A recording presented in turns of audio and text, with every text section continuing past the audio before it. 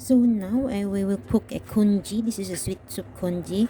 We have the ginkgo nuts and 1 cup of rice, and this is a dry skin tofu. First, this one we will open it like this, and then remove natin yung skin.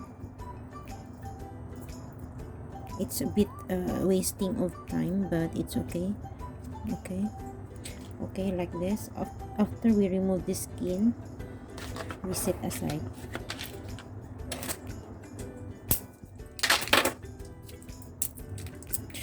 I use the crab cracker para medyo mabilis siya.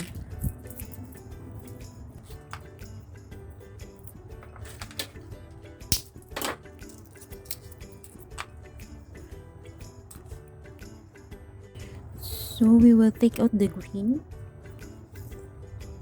We don't need like this one.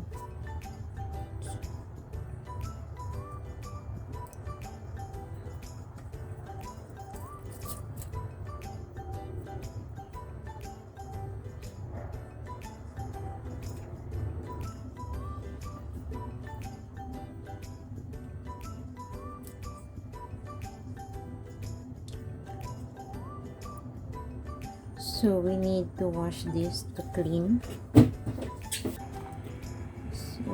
So this is already washed.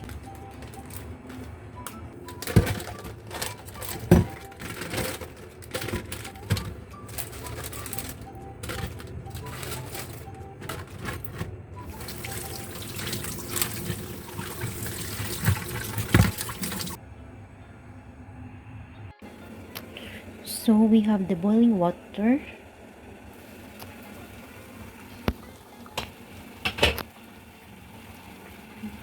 Pagsama-samahin lahat ng ingredients, ito yung gingko nuts, yung ilalagay din natin yung ating bean curd sheet, at saka pagka nailagay na siya dyan, hayaan po natin yan na mag-boil siya hanggang sa magiging white yung water at magiging soup siya.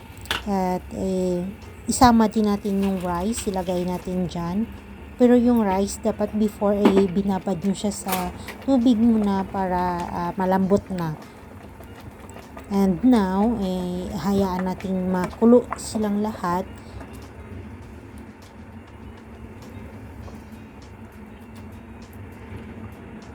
We need to boil this for 30 minutes in a low medium heat.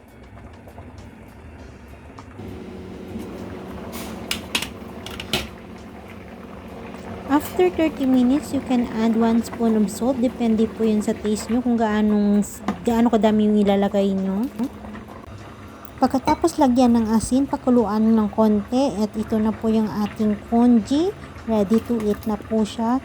Ito po ay beancurd sheet congee or congee with dried skin tofu. Same lang po sila. Yun yung tawag po sa Chinese.